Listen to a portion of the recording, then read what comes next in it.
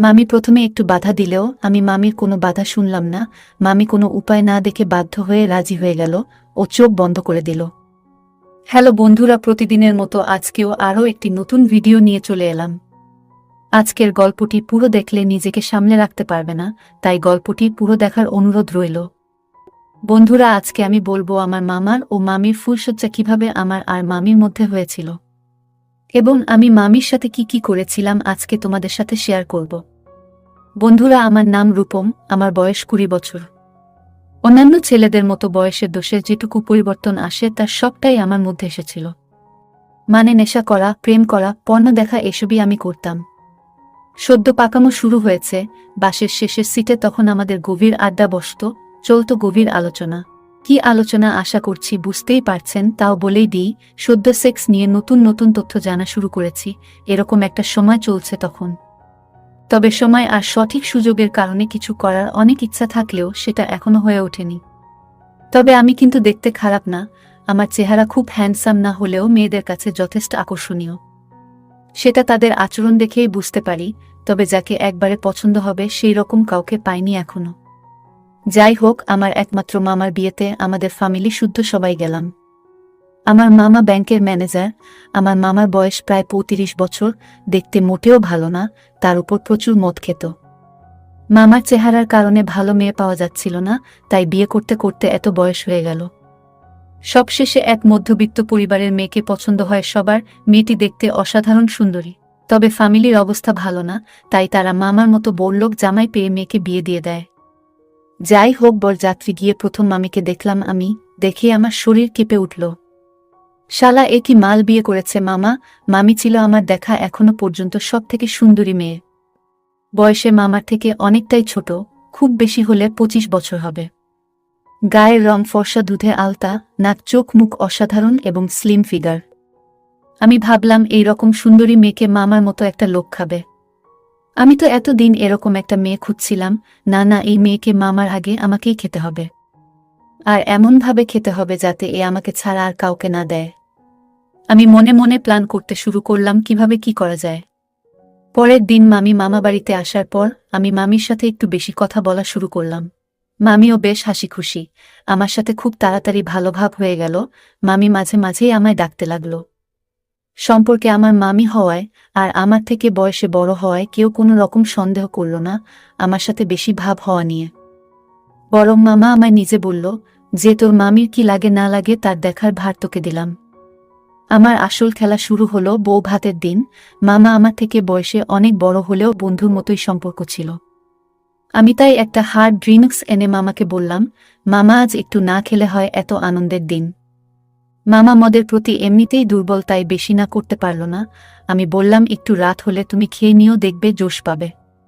বিয়ে বাড়ির সব অনুষ্ঠান চলতে লাগলো, এর মধ্যে আমি ঘুমের ওষুধ জোগাড় করে এনেছিলাম। ঠিক 11টা নাগাদ মামাকে নিয়ে ছাদে গিয়ে নিজে হাতে ড্রিঙ্ক তৈরি করে দিলাম। বেশ কয়েক পেগ খাওয়ার পর মামার নেশা চড়ে গেল। আমি বুঝলাম কাজ হয়েছে। এদিকে বিয়ে বাড়ি প্রায় ফাঁকা হয়ে এসেছে, সবাই মামাকে ফুলশয্যার ঘরে যাওয়ার জন্য ডাকাডাকি করছে। আমি মামাকে সাথে নিয়ে শোবার ঘরের কাছে আসলাম। মহিলারা সবাই উপস্থিত থেকে মামাকে তার ঘরে ঢুকিয়ে দিল। আমি মামিকে বলে আসলাম, মামা একটু খেয়ে ফেলেছে, আজ কোনো অসুবিধা হলে আমায় ডেকো, আমি বাইরে শুচ্ছি।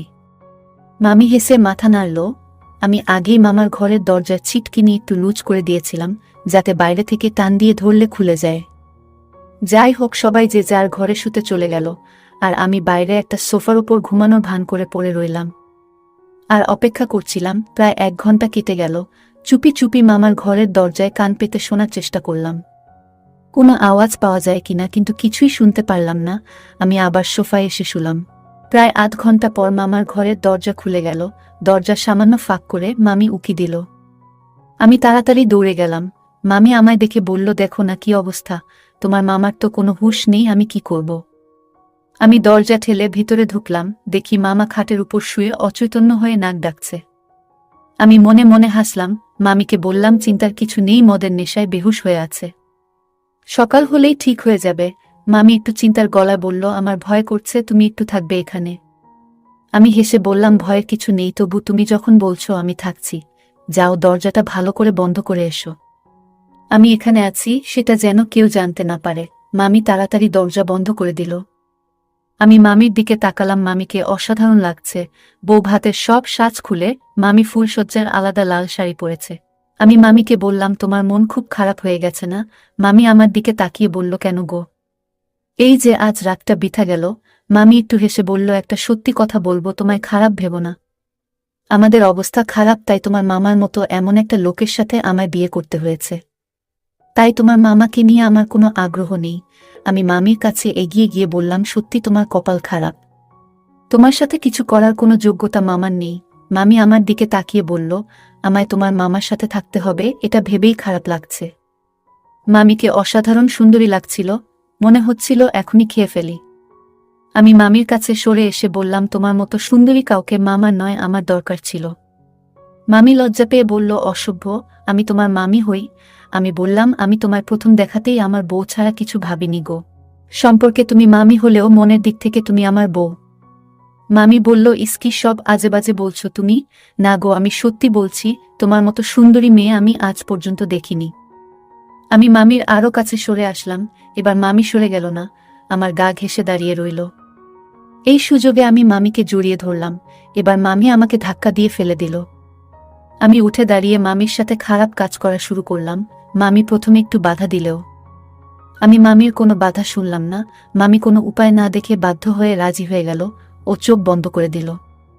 খাটের একপাশে মামা অচৈতন্য হয়ে পড়ে আছে, তার পাশে আমি আর মামি ফুলসজ্জা করছি।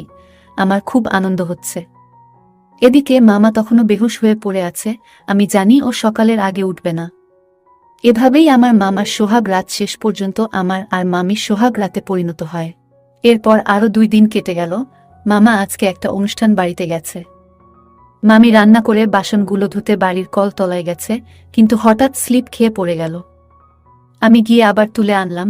মামি বলল, কোমরে আর হাঁটুতে খুব ব্যথা। আমি বললাম, ওষুধ আনবো কি? মামি বলল, ওখানে মলম আছে, ওটা এনে দে। আমি এনে দিলাম। হাঁটুতে নিজেই লাগলো। এবার কোমরে লাগানোর চেষ্টা করতে লাগলো, কিন্তু কিছুতেই পারছে না।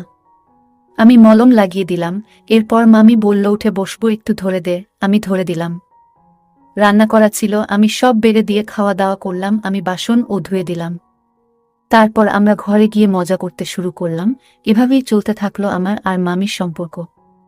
যাই হোক, আজকের ভিডিওটি এই পর্যন্ত। যদি আমাদের ভিডিওগুলি ভালো লাগে তাহলে লাইক, কমেন্ট এবং শেয়ার করুন। আর সবার আগে ভিডিও পেতে আমাদের চ্যানেলটাকে সাবস্ক্রাইব করুন এবং পাশে আসা বেল আইকনটি অল করে দিন। সবাইকে ধন্যবাদ।